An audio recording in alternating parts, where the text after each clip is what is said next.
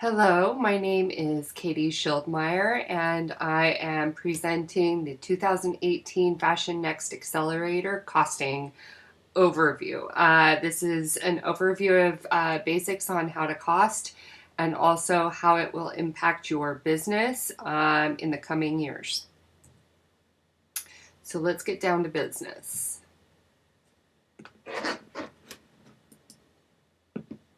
Okay.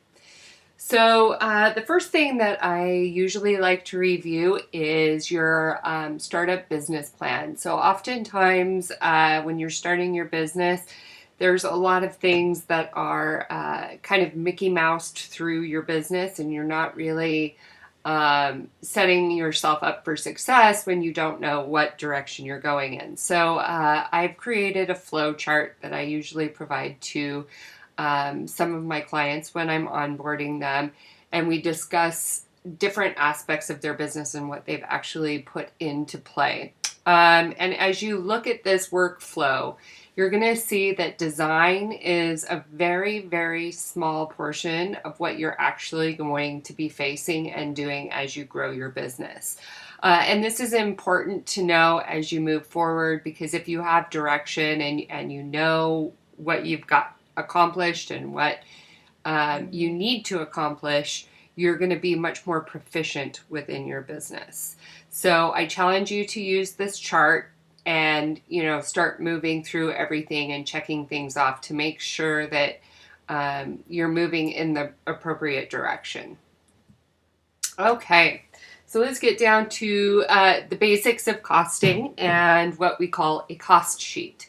So a cost sheet is really a record by style of essentially what the unit price will be. We use something else called a bill of materials for the overall cost of all of your supplies to build your entire collection. But an individual cost sheet will help you arrive at your wholesale price and your retail price as well. So let's start looking at the breakout. Up here we have our bill of materials. So this is really like your fabrics, your interfacings, your linings, and then we move into your trims, notions, buttons, zippers. And down here we have different labels that will go into your garment, and those are also necessary, along with your hangers, poly bags, and other things. And then in the middle, we have areas of production. So these are your marking, your cutting, and sewing, and then any other kind of send outs, as we call them. And what a send out is basically embroidery, beadwork, dye work that is unique to the garment. So we build all of those in across the unit. So let's say I had to buy 35 to 50 yards of fabric for a garment, and I might make 10 of those garments. I would divide that out by the 10 units. So I would say the 50 yards divided out by the 10 units is how many yards per unit. And then I add that price in up here to my cost sheet. And then let's say I had to buy a gross of buttons, so 144 buttons, and each blouse that I work with uses 7 of those buttons.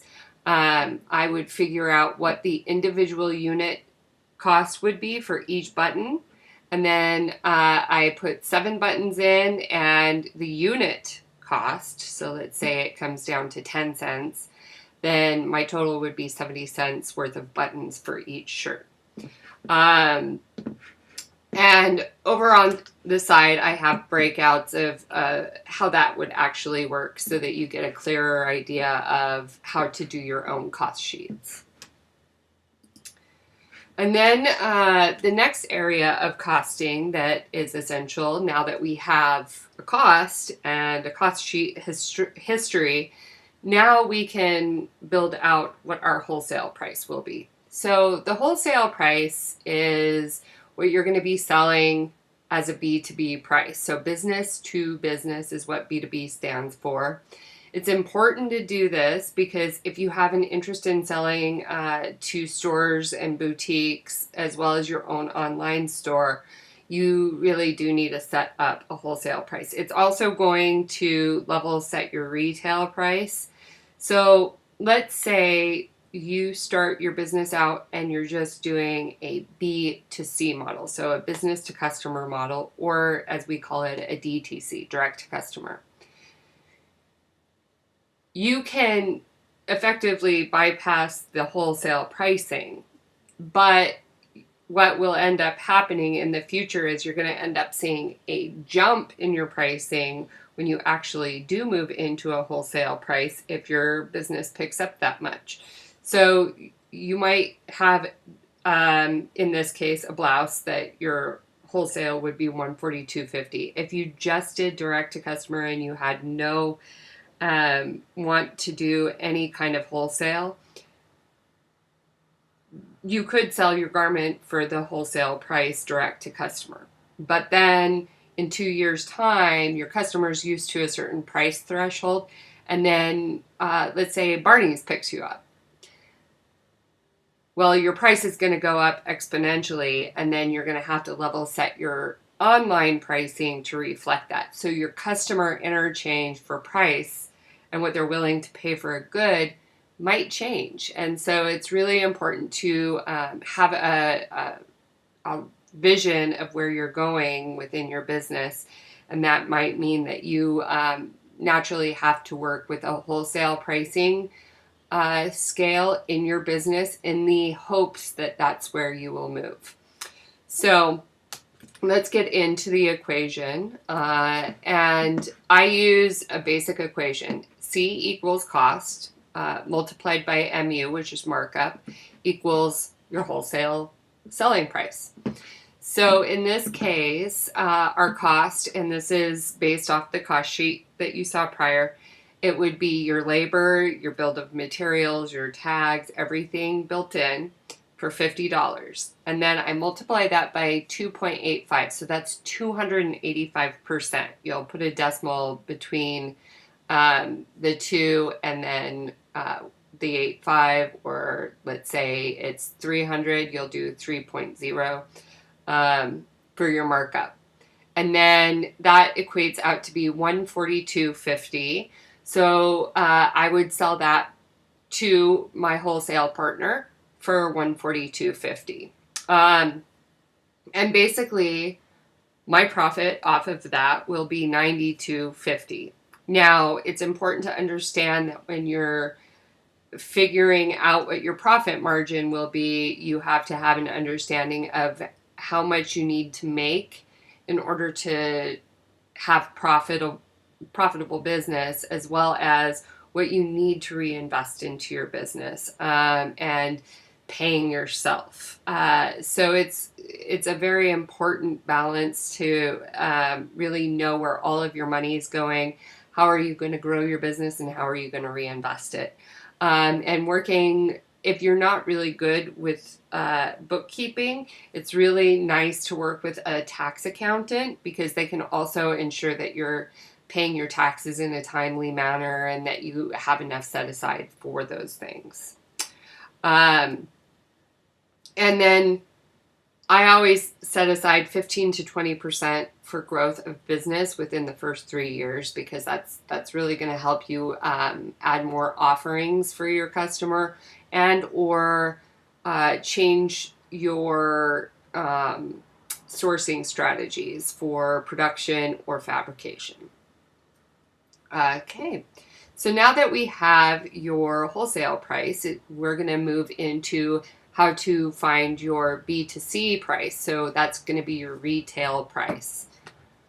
And basically your B2C retail price is that you're going to use that cost equation, but you might use a smaller percentage. And this is what the boutique might use, or what you will use when you actually set up that costing online. And it's important to know what your retailers are marking up the items for for their profitability, because that's going to actually level set your price so that you can enter into what's called a MAPS agreement. And that ensures that if you have a boutique, they have an online store, and they want to sell your product both in store and online to their own customers, that that price is reflective of what your website price is. Because at the end of the day, you need your price to be really similar across the board. Otherwise, you're creating differences in competition that are not fair,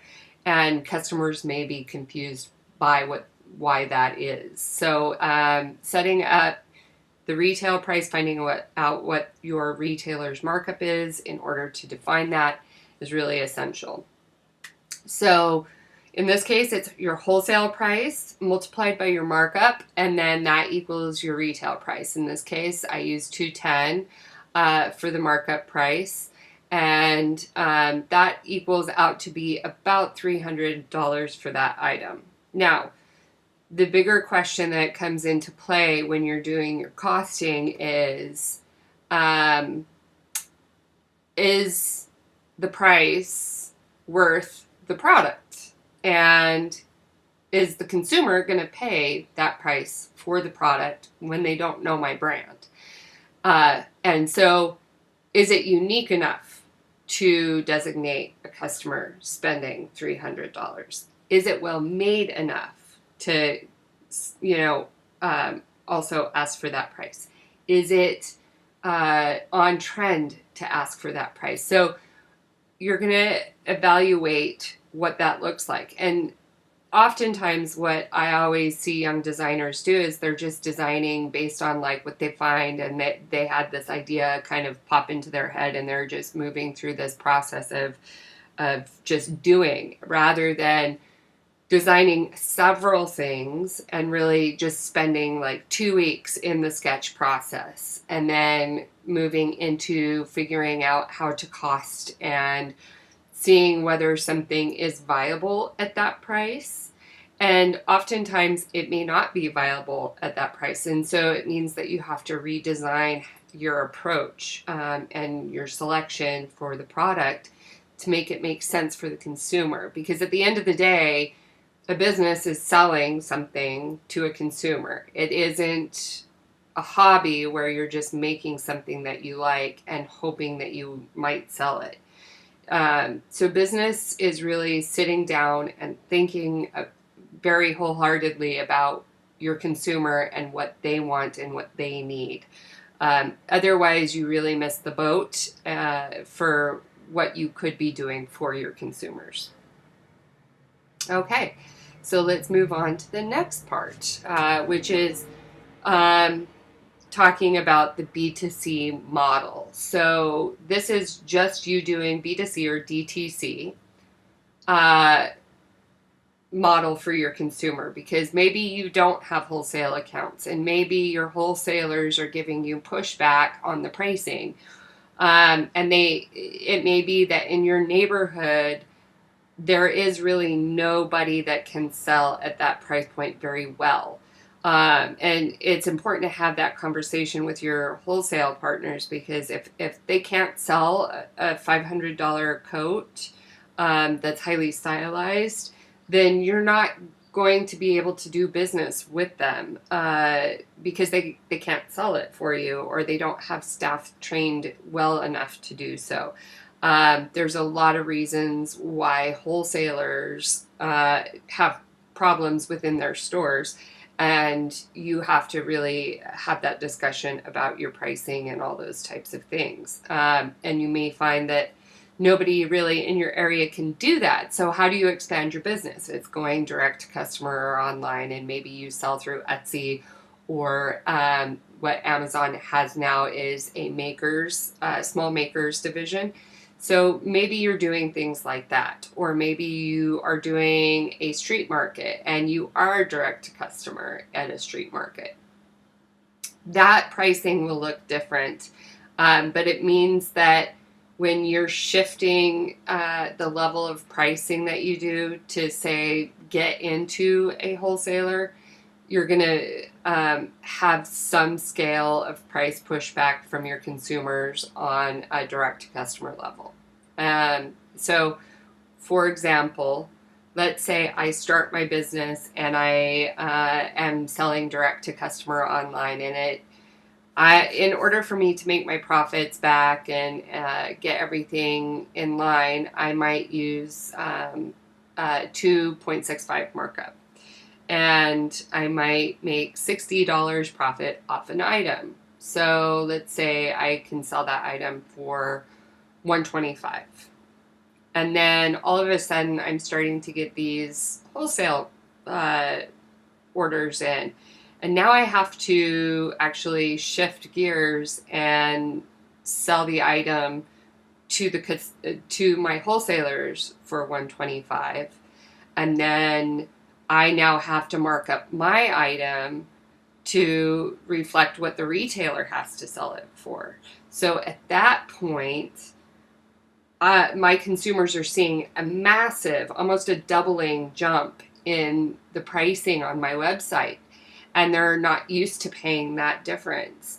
I'm going to have an issue because it's something I didn't foresee, but I have to protect my business, so I'm going to do that. Now, maybe I'm actually going to lose out on that customer as a result, and they stop buying my products.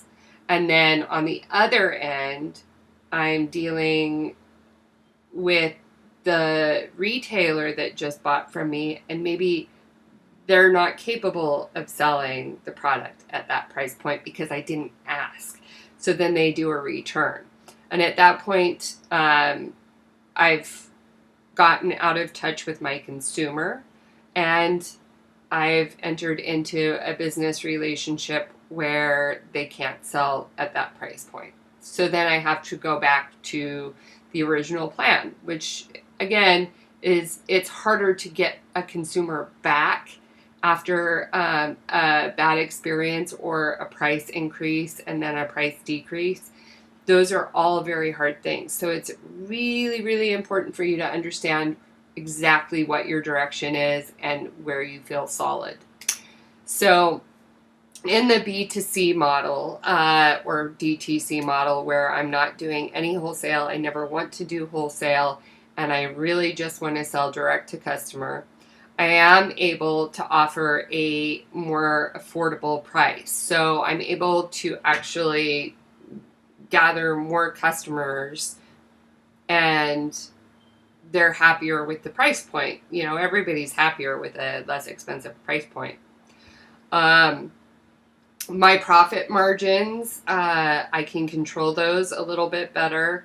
I don't have to enter into other deals where my wholesale price might shift or fluctuate based on the size of the order or the size of the deal. So it does kind of simplify a lot of things in your business to do something like that.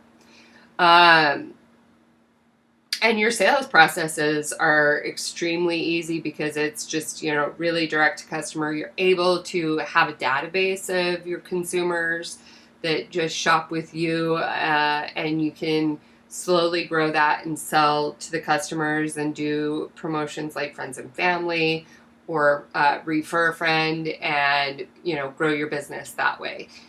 So those are amazing benefits to just doing direct to customer. And as businesses grow, especially with online sales, I think that you'll find many more brands will be direct to customer, and wholesalers will be weeded out, especially the smaller ones, because they just won't be able to keep up with the ability to offer a lower price, especially when the cost of living is definitely going to jump up. And then we also have some benefits to selling on Amazon, because a lot of people ask me about that. And the benefits to selling on Amazon, again, you can do a direct-to-customer pricing with Amazon. They can actually hold your product and send it out, so you're not having to pay attention to that process. Now, you're not going to get that customer's information. Amazon is. So that's that is the opportunity there. The other aspect is that the customer doesn't like to pay for shipping, so they use Amazon, and that's a benefit to the customer, and they're going to use it. So that's and that's why Amazon is so popular. Is how many times have you ordered on Amazon because you didn't want to pay for shipping? Probably quite a bit. Amazon also offers a very large selection of clothing. So with now their makers division, it just adds into the eclectic nature of what consumers are looking for, especially if it's gift giving.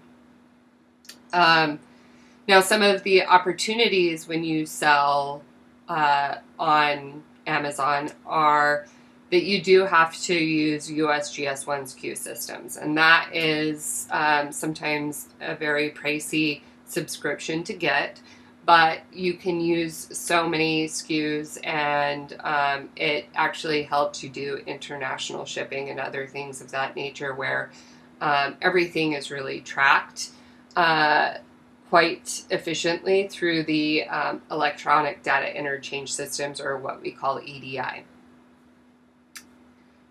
Now, if you can't afford a subscription, there are people who have USGS1 SKUs that they sell off to small makers so that they can, in fact, sell on Amazon. The other thing that can happen is you might have some pricing issues happen if you're selling to a boutique and then also Amazon, because that boutique might use Amazon and they might offer a price difference. So, I challenge you to go on Amazon and look up maybe a pair of Adidas All-Stars, and you might find a fluctuation in price across the board, and several companies selling the same item. And this is where pricing issues become important, and creating those agreements are very important in your buying plan. And then you also might have shipping or QC issues. So, for example, if you like your product to be sent out in a certain way from your own shipping hub, that's one thing. But Amazon will strip down what that process looks like. So when the consumer gets it, they're really getting, the box, the bubble wrap, and the product. They're not getting, colored tissue and other things that are added to it. And that goes into their operating costs. So they're not going to want to add in processes that will create lag time in how they have to work in order to get everything out to a customer within 2 days.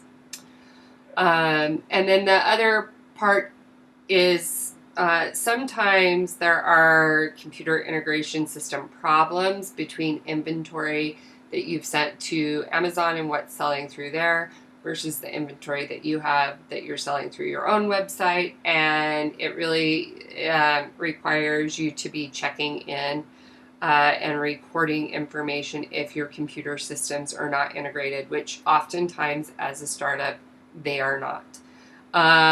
And that's just a part of the growth process. As you start growing your business, that little amount of money that you set aside for 20% going back into your business, it might be that you get new computer integration systems or new design systems that help you expedite these processes. So costing plays a huge part in all the aspects of your business. And then that leads me to the price, quality, value part of costing. And this is really where you need to start leaving your own ego on the sketch pad and make sure that you're looking at everything in almost a very black and white manner for how you price your garments, because the consumer looks at it in a certain way, and there's certain little tick boxes that each person has to substantiate what they pay for an item. And that is, do they consider value when they are buying that garment? And the answer is yes. So I have a pair of $400 shoes that have lasted me 8 years, and they've got about another 6 years left in them. So for 14 years, for $400, that's a great investment on a product. And I find value in that, and they're a timeless style, so I can wear them all year round throughout the years and never have a problem.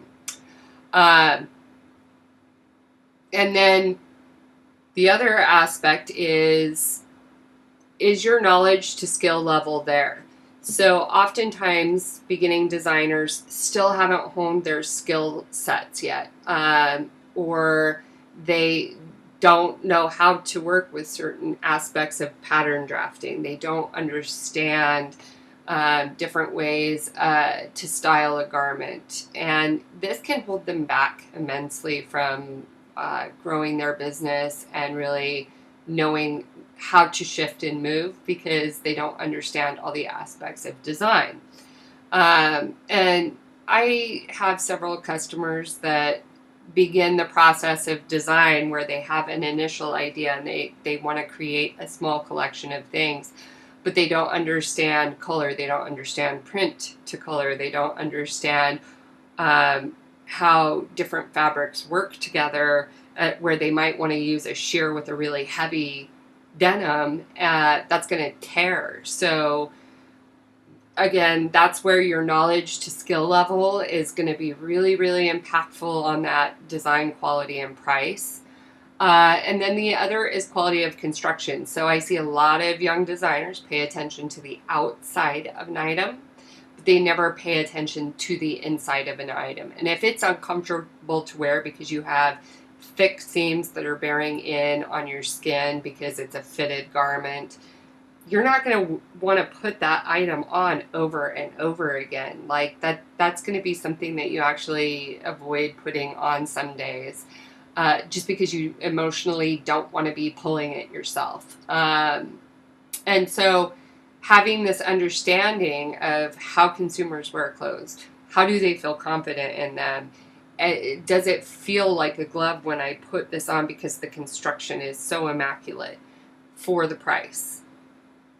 Those are going to be the things that you have to evaluate about your own work. If you're the one who's sewing it together and doing all the cutting and designing, then you really need to be very honest with yourself in this. And that's why I say leave the ego on the sketch pad, because I've done lots and lots of reviews with designers where I've literally looked at the inside of an item and I said, you cannot sell this.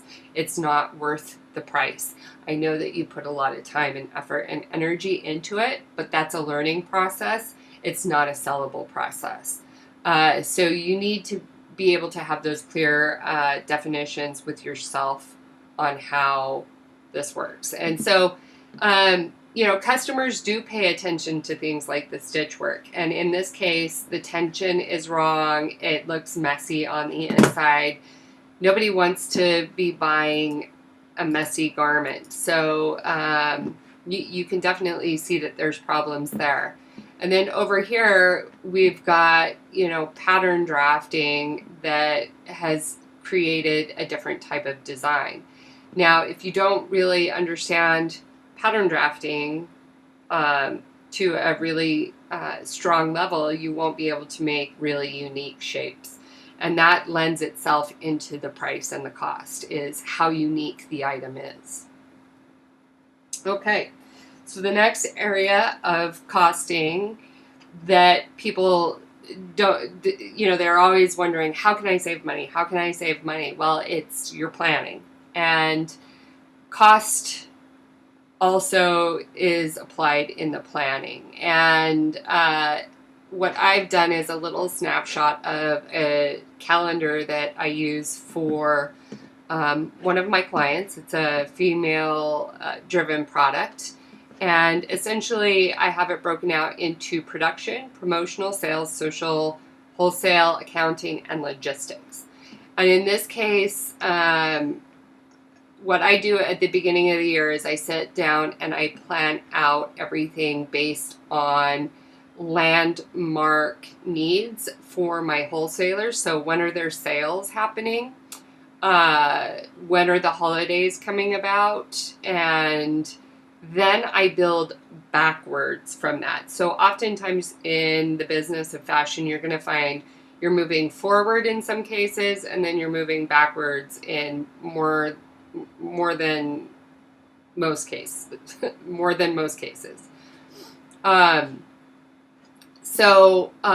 this case, we've planned New Year's, and in 2017, I would have had production being executed in usually July, so that we have the product coming in December, and then processed by the last week of December, so that we can sell it in January. And then with that said, I have all of these social media aspects that I need to be taking care of. And then I've got wholesale accounts where I need to take care of that. And then I'm also designing already, to have Memorial Day product being shipped in by April. So I'm following up with production on that, and I'm probably designing fall at this point already. So I might be in 3 different areas at any given time in production, where I'm finalizing product that's coming in, I'm tracking product that's being produced, and I'm designing product that will be for usually 8 months out. So my headspace is in 3 areas. And if I'm not organized, then it's going to cost me money on the back end, because I'm not going to be able to sell the product at the right time because I didn't plan for it, which means my sales might be less than anticipated. I'm not capitalizing on yearly events where people shop by occasion. So again, I'm losing customers off the fact that I don't have something new to release for those periods of time. And it's all because I was being unplanful. So I always challenge people to sit down at the beginning of every week and spend some time on their planning. Usually 20 minutes is all you need if you do it compulsively each week. And then it also allows you to create a rhythm for your business. So as you grow your business, you're going to be able to define certain time frames where you know that you're going to need help more than not. And again, being able to process orders as you grow, because you've tracked things and you know when you're going to have a busier time than not, allows you to bring somebody on at that time. You ensure that your customers are getting the product on time, and that all the feedback is positive, so your business keeps growing. If I'm not tracking that, and I keep wondering why things happen in these Mickey Mouse ways, and I'm trying to get everything done, and I'm scrambling to get things done, and customers are calling me because they haven't received their packages, and they don't want to shop with me anymore. I've lost customers as a result of my poor planning. So really setting up goal setting, planning, and seeing what your business has for you at the beginning of the year and tracking that process, it all actually builds up to something else, which I will get to at the end of this presentation. So this is an area of costing that is really what I work within, and I handle all of these areas for my customers, and I basically walk them through this process. It takes quite some time to learn these skills, but they all play a part into your pricing as you grow. So, for example, sourcing the materials. Somebody asked me if materials at a wholesale level have seasonal pricing. Most cases, no. A textile is a textile, and some mills will have that textile on hand for 2-3 years before they actually mark it down in their price. And usually at that point it goes to something called a jobber, which will sell it at a very similar price that it was at when it was held by the mills. So it's important to know that the way you buy material on a wholesale level is very different than a retail level, like going into a Joann's fabric. When you source material, you're really going to want to have a FedEx account set up, or a DHL account set up, so that you can ship goods back and forth and find product that actually works for what you want to do. Usually you find most of these at trade shows, and as small makers, you're more likely to use a jobber than an actual mill, because they will have something called a MOQ. So that's the made quantity that you need to buy in order to meet that price range. Now, you can still talk to a vendor and say, I only need 20 yards. Can you charge me the sample 20-yard price? And then you make the product with that. So it's important to know how to have these conversations with mills in order to get what you need at the pricing that you need. And sometimes that's just really asking a lot of questions. And again, it is an area where you're going to have to do some learning. And it's not always easy when you start out to try to find the right materials even. So I challenge you to, take some time and go to trade shows such as Magic or the Materials Show, which is in the Pacific Northwest. DG Expo in Chicago is another great one. There's also another expo for small makers in Texas. So knowing that you can go to these textile trade shows actually will open up even how you design. The other area is knowing the law, and I've put this in here because we've had a lot of discussion in the media as of late concerning duty and tariff. Now, with duty and tariff, that does have a huge impact on how you price. So, for example, I have a client who uses a huge amount of textile for his product, and he is always concerned about, if I use this country, what's the duty versus this country? And oftentimes the duty kind of is the same across the board when you're working with Asia or Pan-Asian areas. And then let's say you decide that you want to, like your product, you have to source through Cuba for whatever strange reason. You might have what's called a Schedule 2 duty, which means that you might actually pay 100% duty. At that point, it doesn't make sense to do the sourcing with Cuba, and you just look elsewhere. So knowing how duty and tariff will impact your price have a huge impact on how you source your materials or how you source your labor as well. One thing that is happening is GE said, well, no, we have to mark up our washing machines because the price has gone up. Well, that's because they have maybe 20 items that come into their manufacturing plant in America. Those 20 items are from foreign countries, and they're now having to pay an additional 10 to 15% per item in that duty and tariff markup. So it's not a washing machine that's coming over from Asia that might have a 15% markup in that duty. It's 20 little items that build into that price that are getting marked up. So now the price is up, and it might actually make more sense just to make the machine overseas and pay the one duty rather than the 20 duties. So you can see how that may impact your pricing along the way.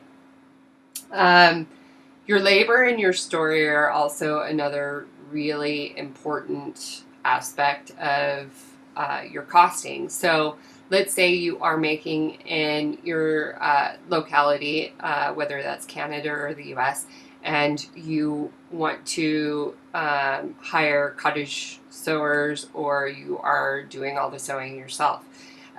I would challenge you to create a story around that, to substantiate your price so that people have this understanding of all the hard work that goes into the product and making the product. And depending on, your target market and what your consumers like, that's going to be an essential part of how you can ask for a certain price. And if you're not sharing that information, then people just may think, oh, it's being made by a factory and I can't understand this price. So, labor and story go into your website, it goes into your branding, it goes into your packaging. One of the companies that I worked with, which is a charitable company called Threads of Freedom, is a human trafficking rehabilitation program in India. And they were trying to figure out the cost balance, especially when they were dealing with a brand like Calvin Klein and trying to get them to sign on to their manufacturing program. And I basically said, you want to build a label in where there's a picture or a name of the person that made the garment and what their story was, so that when the consumer looked at it and they said, oh, this is $20 more than the other shirt, well, why is that? And then they could see that the shirt was made by somebody that was going through a rehabilitation process and that they were learning a new skill that would support them for the rest of their life. Then that customer's empathy will substantiate the price. So that's something that he had started doing, which was Who Made Your Clothes kind of project in America, but they did that within India. And then the other area is your MOQ. So it's always like, what's the quantity that I have to make or produce? And if I have to make and produce that or buy this amount, how can I get the most out of it? And can I actually sell that amount? So those are all really important areas, and I wish I could go into them more, but that's kind of an overview of what they are. And then this leads me to the other portion of what happens within business, and it's more of something that I want you to challenge yourself with as you start moving your business forward. And that's, are you a designer or are you a business owner? And that means essentially, can you run a business? And a lot of CEOs that I've worked with have had a very hard learning curve in finding out that their job as a CEO might pull them away from the creative process. And that's a very hard thing for them to let go of. And in some cases, they've just completely left their business because they just want to be creative. So it's important to define these things for yourself at this juncture and say, maybe I need more time to learn these skills and see how they actually work in the real world before I start moving my business forward. Or saying, I'm really confident in all these areas. I'm a really organized person. I have no problem delegating workflow, and I can kind of handle these things. So it's important to know that going back to the sheet of how to organize your business, that you look at that and you sit down and say, what skills do I need for all of these areas? And you'll find that 75% of your work is not in design. It's in building your business and working within the financial areas. And then the other part is identifying what you're not good at so that you can bring people on to help you in those areas. And that calendar, that planning calendar, will allow you to kind of sit down and say, when do I need this person's help? Or when can I, find time to do this? And it's going to really impact you for the better, rather than, you trying to do everything, because honestly, a fashion company does not happen without help. And then the other area is identifying what you need to do first to make money, because a business does not survive without the flow of cash. And that is, I need an independent sales rep to help me get this product into stores, or I need a CFO to partner with me so I can design and I can be the creative spokesperson for the business, while they help structure all of the back end processes we need in order to financially support our business. So defining what you need in that area is going to be crucial.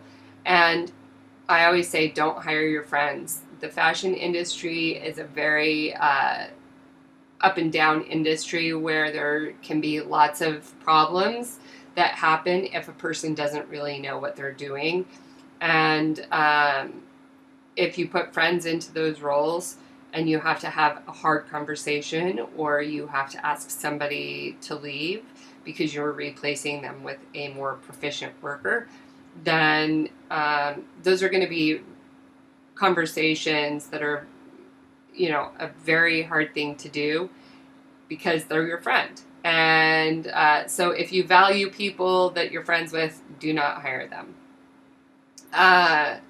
The other part is set up, a very consistent thing that you do at the beginning of every week, which is your planning, your accounting, and ensuring that you know exactly what you have going on for the week. And that's going to impact you so much more, because you're going to create habits that will support you. Ensure that you also have your business set up for success. So am I set up to do business with the IRS, so I can report my taxes at the end of the year? You're going to need those tax IDs anyway when you're setting up your wholesale account. So you need to have all of those things kind of built in. It also helps you build your business credit, which is going to be essential for the next process, which is your funding process. Funding, a lot of people ask me about funding, and in fashion, it's a very different world than like tech. And fashion is one of two very risky professions that people have a hard time investing in, and that's restauranteering and then obviously apparel. We have a similar success rate, which is 7% of apparel startups actually succeed, which is a very, very small margin. And this is why you have to be very proficient and planned at everything, because if you're not, you will fail. The high risk is a result of slow return, market saturation, and consumer market trends for cost of living. So, for example, in 1974, the average household would spend 12% of their household income on clothing. We now spend about 6% of our household income on clothing. So you can see that there's a huge shift in the amount of money that our market consumes. And then it's who funds fashion companies, and that's VCs. There are some angels, and then there's different crowdfunding that you can do. Most often when you're starting out, you might want to use crowdfunding. I always let people know, keep your crowdfunding low. So maybe you need to raise $10,000 or $15,000. Don't do $100,000 because you won't get it. Many crowdfunding platforms within the fashion area of those platforms have a huge amount of companies that don't get fully funded. So I always try to keep that low. And it might be that you're showcasing samples and customers can pre-buy those samples in order to crowdfund your project and pay for the production process. of growing your line. So that's one way to pay for the process of growing your line, is through crowdfunding and pre-selling. The other area is angels. Angels are fine. Oftentimes they're investing for something, for in exchange for something, but they don't really have a vested interest in how your company is going to grow.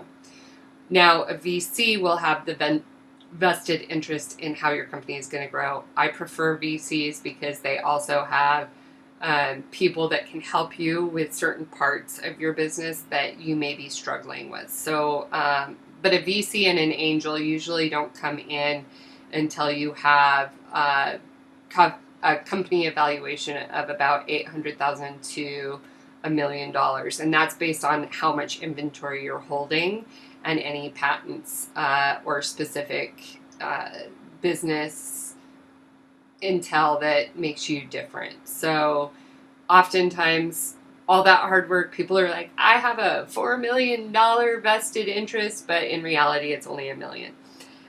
So being able to understand that you won't see really big funds coming in until your inventory is holding over $1 million will allow you to grow. And then